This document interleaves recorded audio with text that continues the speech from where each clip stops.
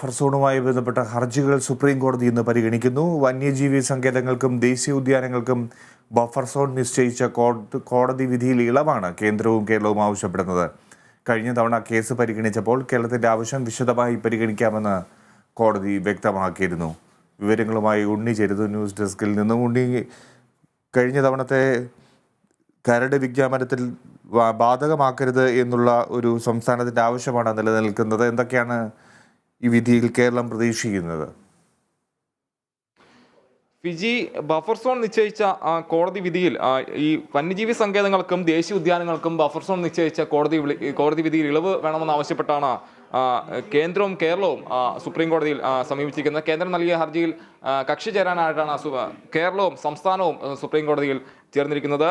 ഈ കഴിഞ്ഞ തവണ ഈ ഹർജി പരിഗണിച്ചപ്പോൾ ഈ കേരളത്തിന്റെ ആവശ്യം വിശദമായി പരിഗണിക്കാമെന്ന് കോടതി വ്യക്തമാക്കിയിരുന്നു. ഈ നിലവിലുള്ള വിധി കരട് വിജ്ഞാപനത്തിന് ബാധകമാക്കരുതെന്നാണ് സംസ്ഥാനത്തിന്റെ ആവശ്യം. അതുപോലെ ഈ പരിസ്ഥിതി ലോല പ്രദേശമായി പ്രഖ്യാപിച്ചുകൊണ്ട് കേന്ദ്ര വനം പരിസ്ഥിതി മന്ത്രാലയം പുറപ്പെടുവിച്ച വിജ്ഞാപനങ്ങൾ ഉൾപ്പെടുന്ന മേഖലകളെ ബഫർ സോൺ വിധിയുടെ പരിധിയിൽ നിന്ന് ഒഴിവാക്കണമെന്നതാണ് ഈ കേന്ദ്രത്തിന്റെ ആവശ്യം. കേന്ദ്രം കരട് വിജ്ഞാപനം ഇറക്കിയ കേരളത്തിലെ 23 സംരക്ഷിത മേഖലകൾക്ക് ഇളവ് നൽകണമെന്ന് സംസ്ഥാനം ആവശ്യപ്പെടുന്നുണ്ട്. ഈ കേരളത്തിലെ 17 വന്യജീവി സങ്കേതങ്ങളുടെയും 6 ദേശീയോദ്യാനങ്ങളുടെയും ബഫർ സോൺ സംബന്ധിച്ച ശുപാർശ കേന്ദ്ര വനം പരിസ്ഥിതി മന്ത്രാലയത്തിന് നേരത്തെ കൈമാറിയിരുന്നു. ഇവയിൽ മതികെട്ടാൻ ചോല ദേശീയോദ്യാനത്തിന് ചുറ്റുമുള്ള ബഫർ സോൺ സംബന്ധിച്ച് കേന്ദ്രം അന്തിമ വിജ്ഞാപനം പ്രസിദ്ധീകരിച്ചൊരു സാഹചര്യം ഉണ്ടായിരുന്നു. ഇതിനു പുറമെ പെരിയാർ ദേശീയോദ്യാനം, പെരിയാർ വന്യജീവി സങ്കേതം എന്നിവയൊഴിച്ച് മറ്റെല്ലാ മേഖലയിലും കേന്ദ്രം കരട് വിജ്ഞാപനം ഇറക്കിയിട്ടുണ്ട്. ഇതിനാൽ 23 സംരക്ഷിത മേഖലകളിൽ കേന്ദ്രത്തിന്റെ ഹർജി സുപ്രീം കോടതി അനുവദിച്ചാൽ അത് സംസ്ഥാനത്തിന് കൂടി ഇളവ് കിട്ടുന്ന ഒരു സാഹചര്യത്തിലേക്ക് വരുമെന്നാണ് പ്രതീക്ഷിക്കുന്നത്. വലിയ രീതിയിലുള്ള പ്രതിഷേധങ്ങളെല്ലാം തന്നെ ഇക്കാര്യത്തിൽ ഉണ്ടായൊരു സാഹചര്യം ഉണ്ടായിരുന്നു. സംസ്ഥാനത്ത് എല്ലാ ഇടങ്ങളിലും വയനാട്, അതുപോലെ ഇടുക്കി, എറണാകുളത്തിൽ കോതമംഗലം ഉൾപ്പെടെയുള്ള സ്ഥലങ്ങളിലെല്ലാം തന്നെ വലിയ രീതിയിലുള്ള പ്രതിഷേധങ്ങളെല്ലാം തന്നെ ഉണ്ടായിരുന്നു. ബത്തേരി നഗരസഭ ഉൾപ്പെടെ ഇത്തരത്തിൽ ഈ വിധിക്കെതിരെ പ്രമേയം പാസ്സാക്കുന്ന ഒരു സാഹചര്യം നമ്മൾ കാണുകയുണ്ടായിരുന്നു. വലിയൊരു പ്രശ്നം ആകുന്ന ഒരു സാഹചര്യത്തിലേക്ക് തന്നെ ബഫർ സോൺ പോകുന്ന ഒരു ഘട്ടം ഉണ്ടായിരുന്നു. ഇതിനെല്ലാം തന്നെ ആശ്വാസകരമായൊരു പ്രതികരണമായിരുന്നു സുപ്രീം കോടതിയിൽ കഴിഞ്ഞ തവണ ഹർജി പരിഗണിച്ചപ്പോൾ ഉണ്ടായിരുന്നത്. ഇത്തരത്തിൽ സംരക്ഷിത വനമേഖലകളുടെ അതിർത്തിക്ക് ചുറ്റും 1 കിലോമീറ്റർ പരിസ്ഥിതി ലോല മേഖലയെ കണക്കാക്കണമെന്നായിരുന്നു ഈ വിധി പരിശോധിക്കണമെന്ന് ആവശ്യപ്പെട്ടാണ് കേന്ദ്രം സുപ്രീം കോടതിയെ സമീപിച്ചിരുന്നത്. ഇതിൽ കക്ഷി ചേരാനായിട്ടാണ് സംസ്ഥാനം സുപ്രീം കോടതിയിൽ ഹർജി നൽകിയിരുന്നത്. എന്നാൽ കഴിഞ്ഞ തവണ ഹർജി പരിഗണിച്ചപ്പോൾ കേരളത്തിൽ ആശ്വാസകരമായൊരു സമീപനമാണ് സുപ്രീം കോടതിയിൽ നിന്നുണ്ടായത്. അതുകൊണ്ട് തന്നെ വലിയ രീതിയിലുള്ള പ്രതീക്ഷ ഇന്ന് ഉണ്ടാകുമെന്ന് തന്നെയാണ് നമ്മൾ പ്രതീക്ഷിക്കുന്നത്. ജൂണിലെ വിധി പരിഷ്കരിക്കണം എന്നാണ് കേന്ദ്ര സർക്കാർ ആവശ്യപ്പെടുന്നത്, ഹർജിയിൽ ആവശ്യപ്പെടുന്നത്. എന്തൊക്കെ കാര്യങ്ങൾ ഇക്കാര്യത്തിൽ കേന്ദ്ര സർക്കാരും പ്രതീക്ഷിക്കുന്നു?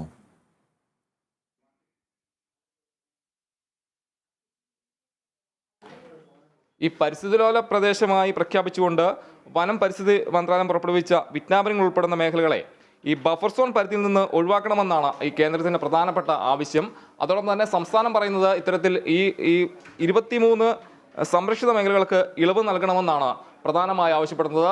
ജനവാസ മേഖല ഉൾപ്പെടെയുള്ള പ്രദേശങ്ങളാണ് ഇവയിൽ വരുന്നത്. കൂടുതൽ ബാധിക്കുന്നത് കേരളം, തമിഴ്നാട് പോലുള്ള സംസ്ഥാനങ്ങളെയാണ്. അപ്പോൾ കേന്ദ്രത്തിന്റെ ഇത്തരത്തിലുള്ള ഈ വിധി പുനഃപരിശോധിക്കുമ്പോൾ പ്രധാനമായും ഇത്തരത്തിൽ ഇളവ് സംസ്ഥാനങ്ങൾക്കും കൂടെ ലഭിക്കുമെന്നാണ് കരുതുന്നത്. ഈ കേരളവും തമിഴ്നാടുമാണ് ഇതിൽ പ്രധാനമായും നമ്മൾ ചൂണ്ടിക്കാണിക്കേണ്ട സംസ്ഥാനങ്ങൾ. പരിസ്ഥിതി ലോല മേഖല പ്രധാനമായും ഉൾപ്പെടുന്ന വനമേഖല കൂടുതലായി കാണുന്ന 2 സംസ്ഥാനങ്ങളെന്ന് തന്നെ നമുക്ക് പറയേണ്ടി വരും. ഈ വിധി പ്രധാനമായും വിധി ബാധിക്കുന്ന 2 സംസ്ഥാനങ്ങളെന്ന് തന്നെ നമുക്ക് എടുത്തു പറയേണ്ടി വരും. കേരളത്തെ സംബന്ധിച്ച് വയനാട്, പത്തനംതിട്ട, അതുപോലെ എറണാകുളം, അതുപോലെ തുടങ്ങിയ ജില്ലകളെല്ലാം തന്നെ, ഇടുക്കി ജില്ലകളിലെല്ലാം തന്നെ വലിയ രീതിയിൽ ഇത്തരത്തിൽ ഈ വിധി ബാധിക്കുമെന്നൊരു ആശങ്ക ഉണ്ടായിരുന്നു.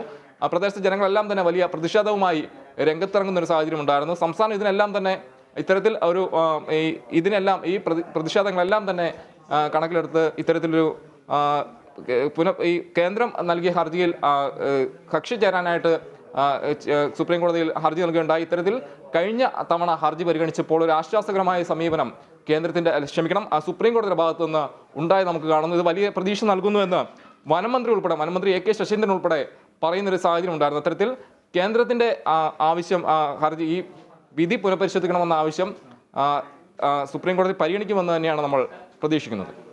ശരി, പരിസ്ഥിതി ലോല മേഖലയിൽ ഇളവ് തേടി കേന്ദ്ര സർക്കാരും കേരളവും സുപ്രീം കോടതിയിൽ ഹർജി നൽകിയിരിക്കുന്നു. ബഫർ സോൺ ഹർജി സുപ്രീം കോടതി ഇന്ന് പരിഗണിക്കും.